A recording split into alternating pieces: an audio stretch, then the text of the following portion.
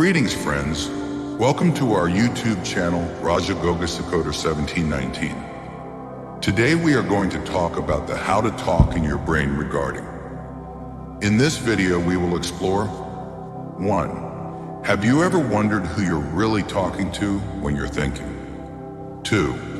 What if the biggest critic in your life lives inside your own head? 3. Could your inner voice be secretly writing the story of your life? 4. What if you could reprogram your thoughts the same way you update your phone? 5. Why is "don't think about it" the worst advice for your mind? 6. Can 5 minutes a day really change the way your brain speaks to you forever? 7. What do champions say to themselves before they win the world? 8. Are you ready to become the voice your future self can thank? We'll discuss all of this in this video, so make sure to watch it till the end and learn something new about how to talk in your brain. Let's begin the amazing journey of how to talk in your brain regarding. 1. Have you ever wondered who you're really talking to when you're thinking? Think about it for a second. When you're walking alone or lying in bed at night, that little voice in your head, the one that narrates your day, judges your actions, questions your future, and rewrites your past, who is that? Some people call it your inner voice or self-talk. Psychologists call it inner speech. It's not just background noise, it's how your brain thinks in words. You talk to yourself all the time, not because you're weird, but because you're human. It helps you plan, reflect, analyze, worry, imagine, and even rehearse conversations before they happen. But here's the catch. You're not just talking to yourself. You're actually programming yourself. Every thought you repeat becomes easier to think again. That voice in your head can either build you up or tear you down from the inside. So who are you really talking to? You're talking to your future self. You're shaping your beliefs, habits, identity, one silent sentence at a time. And if you can learn to master that voice, you can master your mindset, your emotions, your life. Because the most important conversation you'll ever have is the one you have with yourself. So ask yourself, what am I saying in there? And is it helping me or holding me back? 2. What if the biggest critic in your life lives inside your own head? You've heard it before. Don't let other people bring you down. But what if it's not other people who are doing the damage? What if it's you? That little voice in your head, the one that says, "You're not good enough. You always mess this up. No one really cares." That voice sounds familiar because it is asterisk you. But here's the truth. Just because a thought appears doesn't mean it's true. Most of us carry an inner critic that we didn't choose. It was shaped by fear, failure, rejection, and other people's opinions. And over time, it becomes our default soundtrack. We talk to ourselves in ways we'd never talk to a friend. So why do we tolerate it in our own minds? Imagine what would change if your inner voice stopped tearing you down and started building you up. What if it said, "You've got this. It's okay to fail, you'll learn. You're growing every day." That's not ego, that's mental hygiene. Because when you change the way you talk to yourself, you change the way you live. Silence the critic. Amplify the coach. You are the author of your thoughts, not the victim. 3. Could your inner voice be secretly writing the story of your life? Every day, a story is being written. And no, it's not in a book. It's in your mind, and the author is you. That voice in your head, the one that says, I always mess things up. I'm not confident. I was never meant for something big. Those aren't just thoughts, they're narratives. And every time you repeat them, your brain listens and believes. Neuroscience calls it neuroplasticity. Your thoughts create patterns, and your patterns shape your behavior. Before you know it, you're not just thinking the story, you're living it. And the scariest part? Most people never realize they're holding the pen. But here's the truth. You don't have to keep living a script someone else handed you. You can rewrite it. You can change "I'm not enough" to "I'm just getting started." You can change "I can't do this" to "I'm learning how." One sentence at a time, one belief at a time, one brave thought at a time. Because you're not just a character in your life story, you are the narrator. So speak like the hero, think like the author, and write something you'd be proud to live.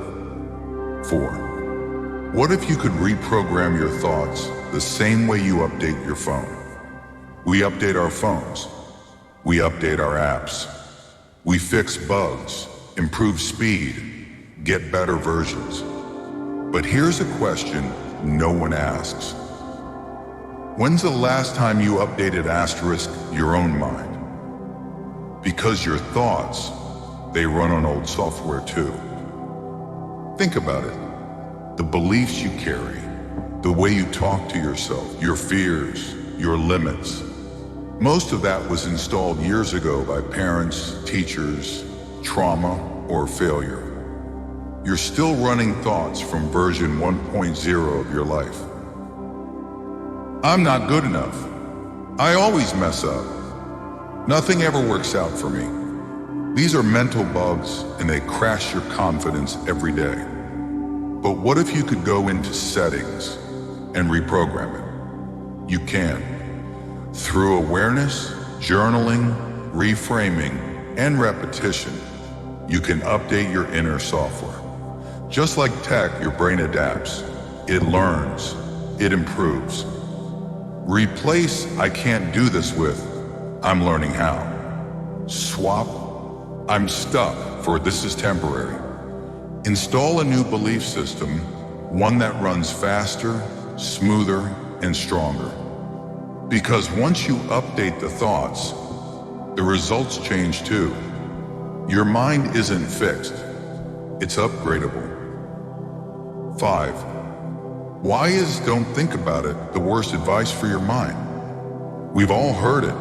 Hey, don't think about it. Seems simple, right? But let me ask you something.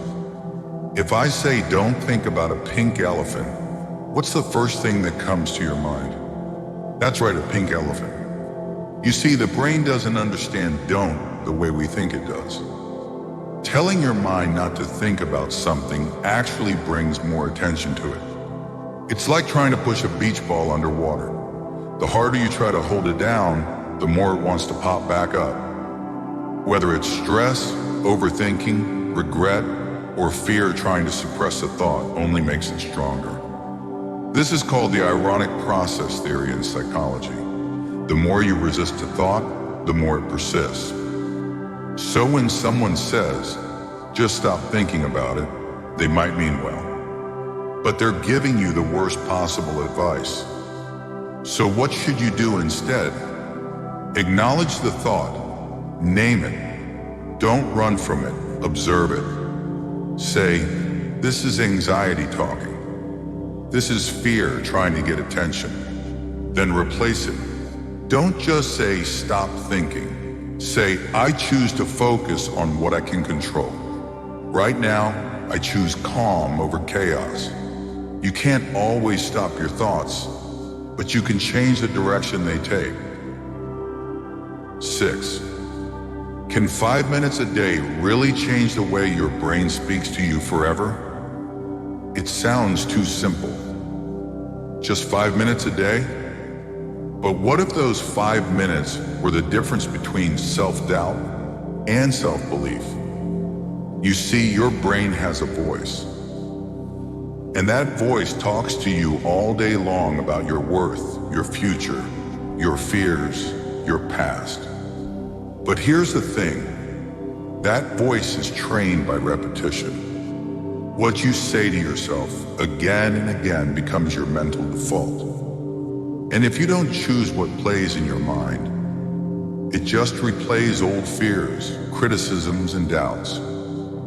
But if you spend just 5 minutes writing a new thought, saying an empowering phrase, visualizing your best self, or sitting in silent awareness of your breath, you begin to reprogram the voice in your head. Neuroscience calls it neuroplasticity, the brain's ability to rewire itself. Like muscles in the gym, your thoughts get stronger the more you train them. 5 minutes a day might not seem like much, but over weeks, months, a year, that adds up to a completely different mental soundtrack. One that supports you, encourages you, reminds you who you really are. So yes, just 5 minutes a day can change how your brain speaks to you, and that can change your life. 7.